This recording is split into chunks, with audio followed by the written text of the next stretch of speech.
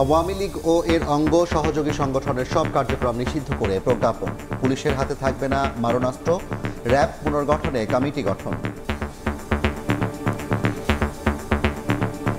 প্রজ্ঞাপনে যে ধরনের ইনস্ট্রাকশন আছে আমরা ওই ধরনের মধ্যেই কাজ করব। পুলিশের হাতে যেন আর কোনো মরণাস্ত্র না থাকে, এইগুলি তাদের জমা দিয়ে দিতে হবে। র্যাব এই পুনর্গঠন কিভাবে হবে এই জন্য আমরা একটা কমিটি করে দিয়ে দিচ্ছি।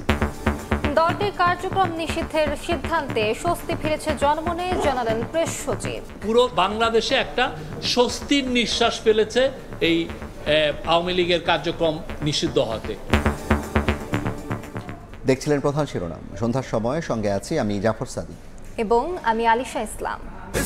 এবার অন্যান্য শীর্ষ সংবাদ। দেশ লুটে খেতে বিএনপিকে নিধনের ষড়যন্ত্র চলছে, অভিযোগ মির্জা আব্বাসের। বললেন, অন্য কারো উদ্দেশ্য বাস্তবায়ন করছে অন্তর্বর্তী সরকার।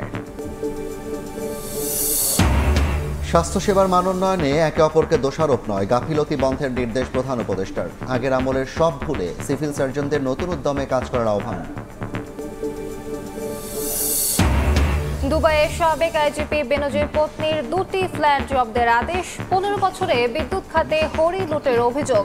172 কেন্দ্রের তথ্যের খোঁজে বিভিন্ন দফতরের দুদকের চিঠি। এবং কোরবানির হাটে চাঁদাবাজি রোধে কঠোর অবস্থানে সরকার। অভিযোগ পেলে ব্যবস্থার হুঁশিয়ারি উপদেষ্টার। যাত্রী ও পশুবাহী যানবাহনের যাতায়াত নির্বিঘ্ন করতে প্রশাসনকে নির্দেশ।